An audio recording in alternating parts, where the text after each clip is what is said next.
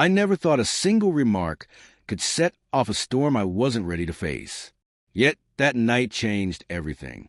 My name is Ryan, and for years I lived with quiet endurance, convinced that love, respect, and effort alone could hold a marriage together. My wife, Vanessa, had always been lively, outspoken, and fearless. The kind of woman who said whatever crossed her mind, whether it soothed or stung. But the words she used that evening cut deeper than any argument we'd ever had. "You're terrible in bed," she said with a laugh, her tone laced with mockery, as if my confidence were a punchline. The room fell still, though the echo of her laughter lingered like a bruise. I felt the familiar burn of humiliation, that slow ache that comes from betrayal disguised as jest. This wasn't the first time she had dismissed my efforts, the first time she'd chipped away at my worth. But this time, it was deliberate, direct, and meant to wound. What she didn't realize was that beneath the quiet surface she believed she controlled, something in me had already shifted. I began to reassess everything, her words, her actions, our history. It wasn't just about pride or embarrassment anymore. It was about recognizing that the life I had built, the home I protected, and the peace I had worked so hard to preserve were being corroded by her cruelty and deceit. I had tried patience. I had tried understanding. But patience, I realized, is no defense against manipulation or ridicule. Sometimes justice requires action, and transformation requires strategy.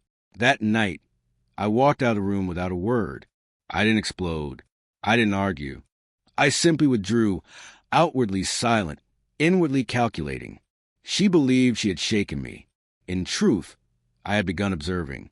Every late-night conversation, every dismissive remark, every subtle betrayal that once felt insignificant, I began documenting them all.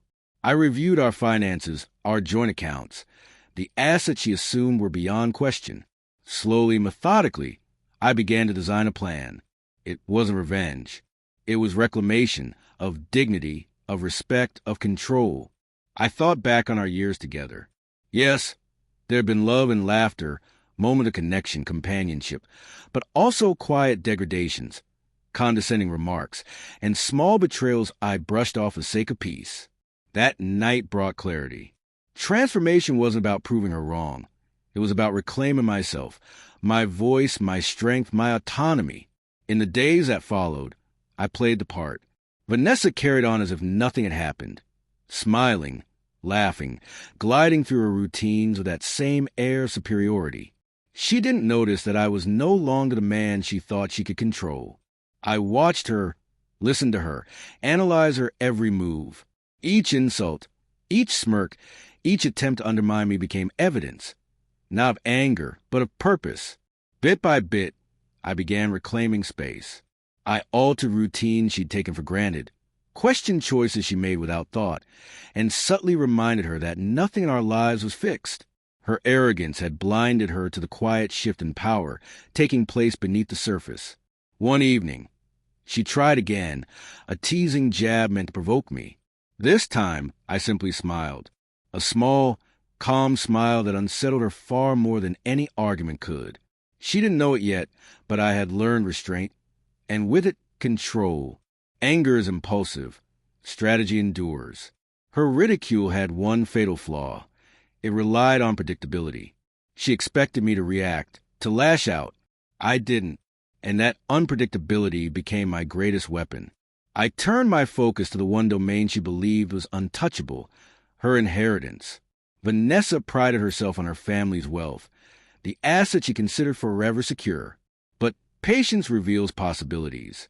I sought legal counsel, reviewed records, and uncovered how her deceptions and arrogance could intersect with the law in ways she never foresaw. What she thought was invincible would soon be tested against precision, evidence, and consequence. Through it all, I maintained composure. I smiled at her jokes, joined her for dinner, attended gatherings, the image of a calm, devoted husband. Meanwhile, the framework of my plan took shape beneath the surface, each piece measured and exact. My goal wasn't to destroy her, but to ensure every humiliation she dealt would return to her, not through rage, but through truth and consequence. By the end of that week, everything was in place. Every document, every account, every legal step meticulously arranged.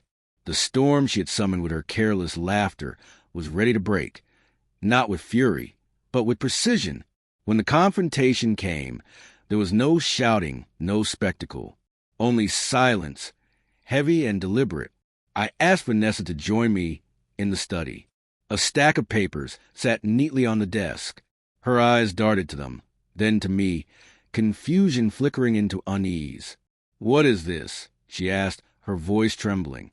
I let the silence hang for a moment before speaking. "Vanessa, you've made your choices. Now you'll face the consequences." Calmly, I explained everything, the discoveries, the steps I'd taken, the legal measures now in motion. Every cruel remark, every betrayal, every careless act was now documented and undeniable. She tried to interrupt, to plead, but I kept going. Every argument she raised had already been anticipated, every loophole closed. When I revealed the effect on her inheritance, the color drained from her face. Assets she thought were protected were now frozen. Claims she assumed were secure had been nullified. Privileges she had taken for granted were gone.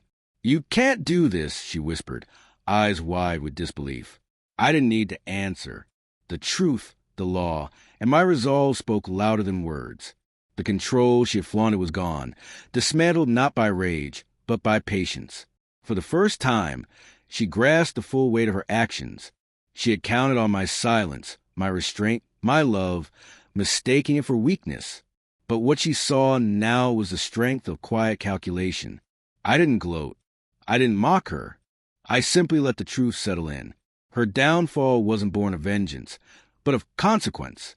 When she left that night, empty-handed and defeated, I understood something profound.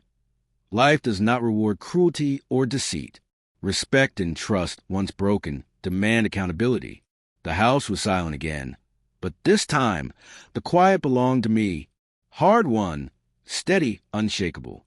A reminder that true strength isn't loud or impulsive. It's patient, deliberate, and lasting.